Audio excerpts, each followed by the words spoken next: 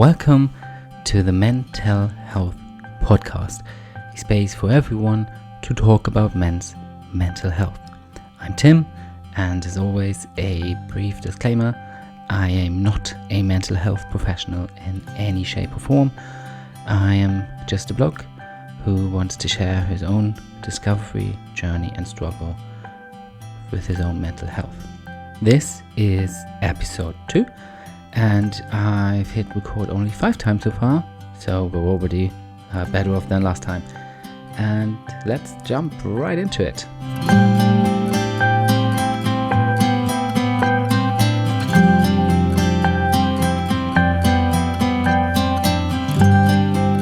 Last episode, I discussed how my journey began, and today in this episode 2, I would like to continue this conversation. But like I did last time, before I jump into my story, I would like to provide some background information, because I will be talking about therapy and finding a therapist. There is a very big demand at the moment for therapists, and this demand is not met. I have looked into in the US and in the UK, there is not enough therapists, or at least there's definitely not enough therapists that are licensed by insurance companies. In the US, the insurance companies actually pay the therapists so little that they have no other choice but to only take cash-only clients, which many people can't afford to pay. And it's probably to no one's surprise that the therapist people have access to in the UK through the NHS nowhere near meet the numbers that are needed. In Germany, it looks quite similar, because only 50% of the therapists in Germany are actually licensed by an insurance carrier, which leaves a very similar situation as in the US and the UK. People would have to pay privately, and a lot of people cannot afford to do that. In most Western countries, the majority of people that are right now actively looking for therapists, even though they make roughly 20% of the population, is almost 50%, are millennials and Gen Zler. Gen Zedler, that is, for the UK listeners, the ones that speak real English. I'm sorry. Now, it is often men, and unfortunately older men, who very easily and offhandedly dismiss the younger generation's struggle with their mental health. And for one reason, for one reason, that is that a lot of them don't understand where this mental health is coming from. Another quite big chunk are reflecting away from their own struggle with mental health that they cannot or do not want to accept or face. And yet another group have no sympathy left after what they have been through. Because, well, the younger generation, the millennials and the people born after 1997, they grew up with 9/11. They grew up with the, especially in the younger years, with the constant threat of terror being thrown at them by the media, any outlets, new or old media. Then the financial crisis hit, and again, it was thrown at them with social media. Lots of people that had been promised careers after their degrees found themselves struggling to find jobs, or any jobs that paid. Social media by itself sends a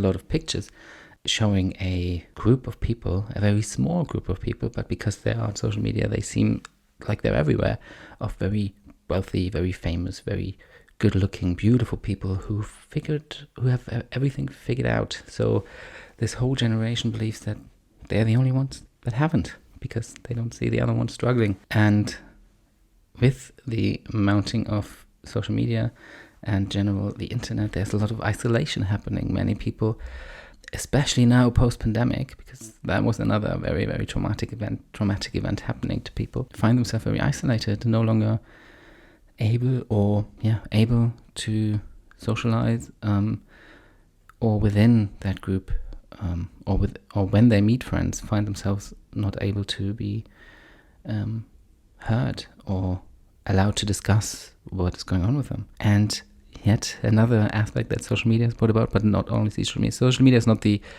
because I'm a podcaster and I am on social media, it would be quite weird for me to do that if I thought that social media was the downfall of humanity. It is a massive chunk of uncontrolled internet which needs to change, but it does good. For example, you can hear my podcast and follow me and get advice. Well, not advice, but join a community.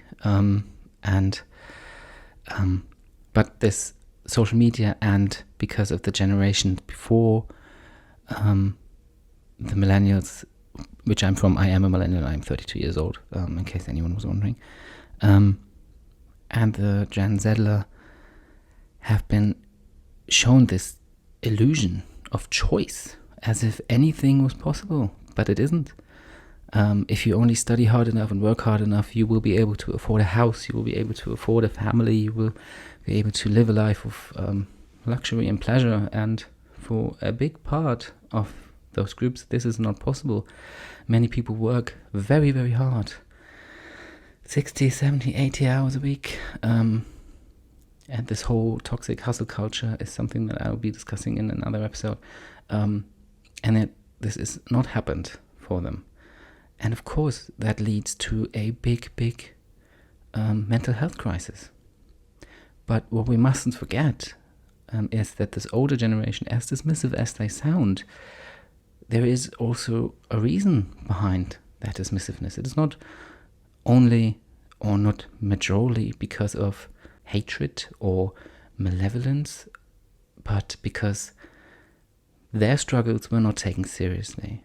A lot of the people that now criticize the younger generation are the last ones that have grown up in the World War, the Second World War, especially in Europe, or grew up in a war-torn Europe, or are the children of that generation, a generation that lived through complete horror and didn't deal with it. And the generation that tried to have them deal with it was pushed down and was also brought up in the belief that they can do everything. And for them it happened.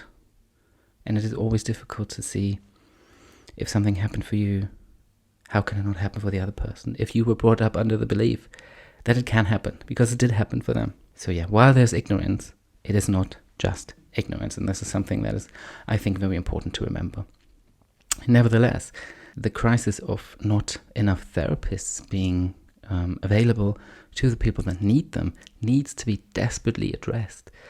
And I know people, and this is where I now come towards my own experience. I know people, and of course I can only firsthand talk about Germany, but I have friends in the US and in the UK who have told me very similar, if not even worse stories, because Germany is actually in the health sector a very fortunate country, but they have struggled to find therapists after months and months of messaging, of phoning, of talking to people, of being recommended therapists, of being put on waiting lists. Sometimes, especially in the UK, they are lucky, in quotation marks, to be allowed to have 6 sessions of therapy. But then these 6 sessions can be stretched over a year, with long pauses in between, and anyone who's ever been to therapy or has had any ailment being looked after, most things are not fixed in 6 sessions or 6 half-hour to 45-minute appointments. And so did I. But let me paint the picture of where we were last time. Now, just picture the scene again. There we were, sitting after Now, picture the scene again. There we were, just the day before we celebrated New Year's Eve. It was New Year's Day. Everyone was off. Everyone, was sleeping off their hangovers or just chilling. And, well, everyone we knew. and just enjoying the work-free day. And so did we. We played a round of SpongeBob Monopoly in the evening, just the two of us. For my partner, it must have been a very, very normal day. And from the outside, it was for me. Sitting there on our table, as always, I'm losing, she's winning. Yeah, very normal, very ordinary. And all of a sudden, I burst out crying. Start talking about how I don't want to die, even though there was no indication I was in any shape or form going to die anytime soon. I mean, here I am, 3 years later, still kicking about.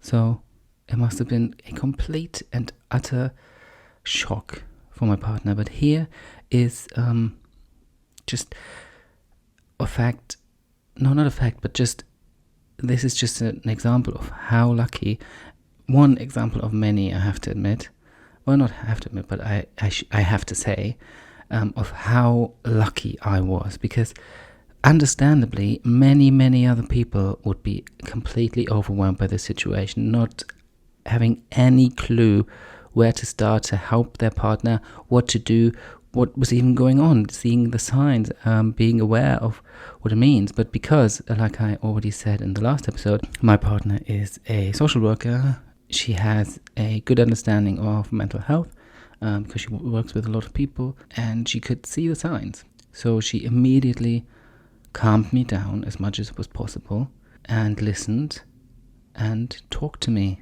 about what was going on with me, what she thought after she gave me the space to talk, which I wasn't used to, just to circle back here. We were in a very happy relationship for 2 years before already. No, 3 years, sorry. I hope she doesn't hear this. And we talked about many things, but as with all my previous relationships, I thought that there was this understanding that I was the listener. I was the one that listened. I was the one that helped when necessary. And yeah, she was the one that would tell me what was wrong. And talk to her friends about what was wrong and seeking advice. And I was just the one that solved whatever problem there was. And here I was talking for not the first time, but one of very few times, openly about what was going on with me, what was happening with me, why I was crying. And it was, on the one hand, shock to her, but it was on the other hand, a relief, because as people with depression or any mental health will know, it's not that one moment when it started. It is a build-up in most of the time.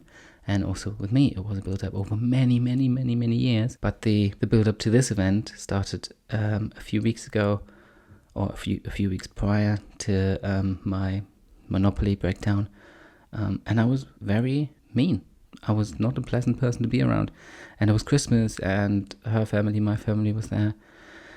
And of course people noticed, and she noticed, and she didn't know what was going on. She thought the fault was hers. She did something wrong, and it took me a long time to see what I've done, and to accept that there is fault and that it was bad, but also that, I can only learn from this. It's not about just living in shame now, but understanding that I did not see the signs. I had no release valve. I had no idea what was going on. And I lashed out at the people I loved, which is what happens mostly, unfortunately. Which again is why it's important to talk about mental health. Let's not get too sidetracked here. Yeah, and because she knew what was going on and she had an idea of what was happening to me, she pointed me in the right direction and told me that I would need therapy, that there was no shame in getting help. There was no, it wasn't wrong. There was nothing wrong with getting help. And because I felt so helpless, which on the one hand was really, really bad, but on the other hand, in retrospect, was very good, because it made me push to get help, because I didn't want to feel that helpless again. I'm a person who likes control, which also another not good thing about me in some areas, and something I need to work on, and also something that contributed to my breakdown, because I can't control death. Yeah, but I didn't want to feel helpless anymore. So I went out to get help. But like I explained at the beginning of the episode, getting help is not easy. Now, on not the second, it is not that marvelous of a story where I had a breakdown, had someone explain to me what it was, tell me to get help. I was convinced I needed help, and the next day I went out and got help.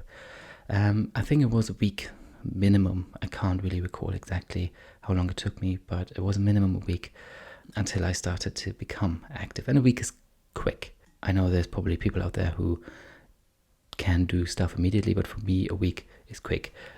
Maybe to put this into perspective, I had the idea of this podcast in 2020, and I recorded my first episode in December 2022. So that's how long it takes me to get stuff done. Yes, but a week, maybe two. Like I said, I can't really recall. Later is when I started to Google therapists in my area, because I had no idea what kind of therapy I needed. I had no idea what kind of therapy was even available.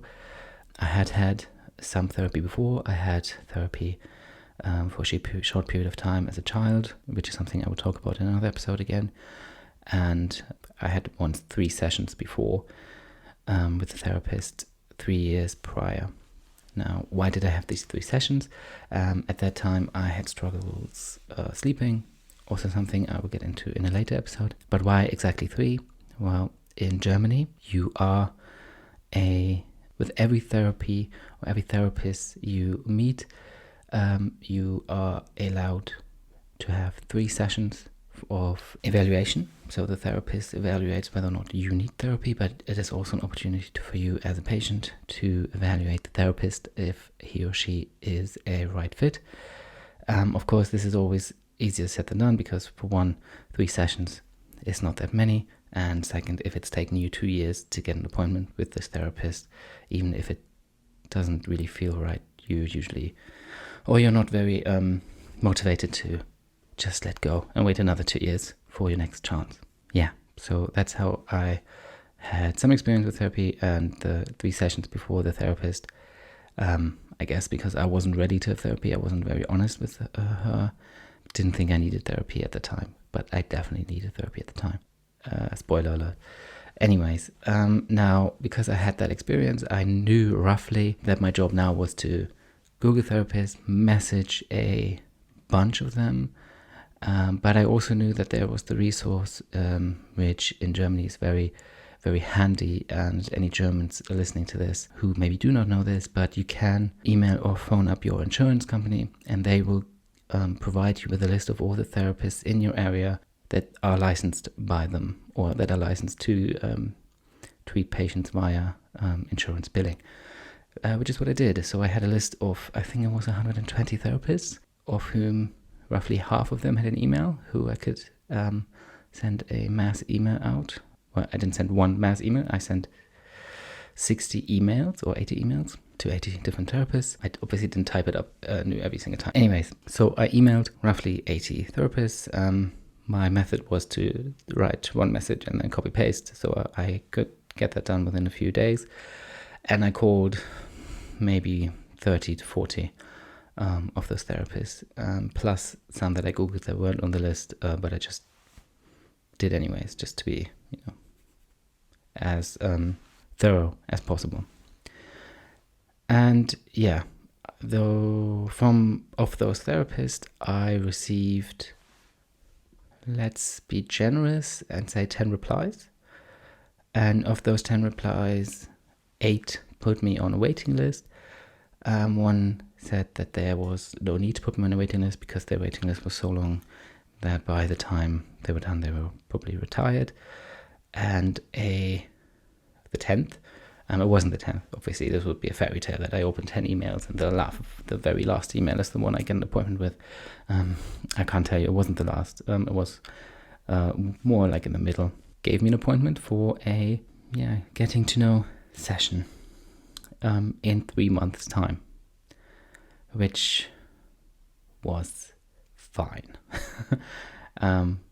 Because it's not great, but it's still better than nothing, and I was still very, very lucky in that regard, because like I said, and as probably many listeners of the few that I have will know, it takes much longer usually to get an appointment, even if it's just to have a foot in the door.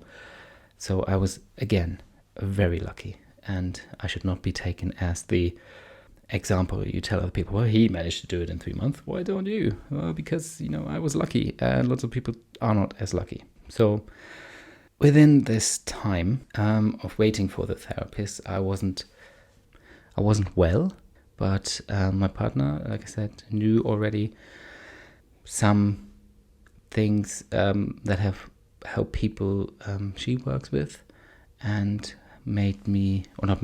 suggested that I look into some CBT methods and look into some help for anxiety. And the time between my monopoly breakdown and my first therapy session, I wasn't idle, I wasn't well, I was struggling a lot. But like I said before, I didn't like not being in control, so I did things to feel back in control. And what exactly I did, I will talk about in the next episode. Yeah, so we will jump time 3 months, but I will talk about these 3 months in the next episode. Maybe I should have planned this differently, but this is how I planned it, so let's stick with it. Yes, so after 3 months, I had my first appointment with my therapist. I was very nervous. I had to leave earlier from a gig job, millennial gig jobs I was doing, and because I very early on decided I wasn't gonna keep this a secret because of the stigma that led me to be in the despair I was in. I didn't want to let that happen anymore, so I told everyone about it, which made me feel even worse, because obviously I felt embarrassed, I felt afraid, I felt shame. Most people, I'm going to say, they supported me, but they didn't know how. So there was a lot of awkward calls going about, and not much further discussion, which at the time for me it was fine. Now I would not feel super fine with it, as in I would deal with the situation differently. Yes, so when I went to my first appointment, I didn't find the door because the sign that was supposed to be there wasn't there. It was in a residential house, and it was basically, there were 2 entrances to this house, but one was hidden behind a driveway in the more like basement area of the house, because it was on a hill. So the main entrance was on the ground level, and the other entrance that went downhill was basically more like basement level, and that's where the office was. And I didn't find it, which was a good start. So I looked around, didn't find anything, and then with my Google techniques I learned doing my humanities degree, which is basically one of the most useful skills one can learn, is how to be resourceful and find out stuff. I found a hidden telephone number, which the therapist was very shocked about, that I managed to find that number and call him on it. Yeah, to find the door and be let in 10 minutes late. And I hate being late. So not a very good start. Yeah, I was very nervous. I was very ashamed for being late, but also by, having told all the people around me what I was doing. But I was also very, very vulnerable.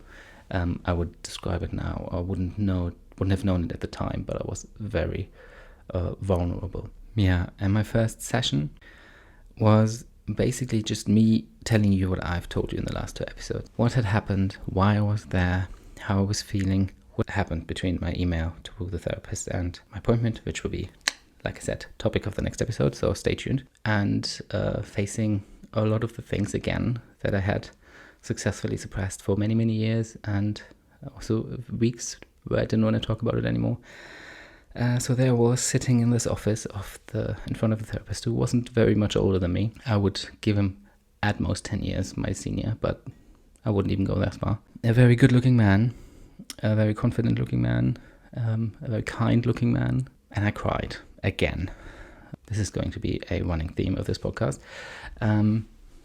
And I was ashamed. I'm no longer ashamed. But yeah, there I was crying, talking about some of the deepest fears I've had, and some of the most private topics of my life within these 30 minutes that there was. He was very good at probing, even though he didn't say that much.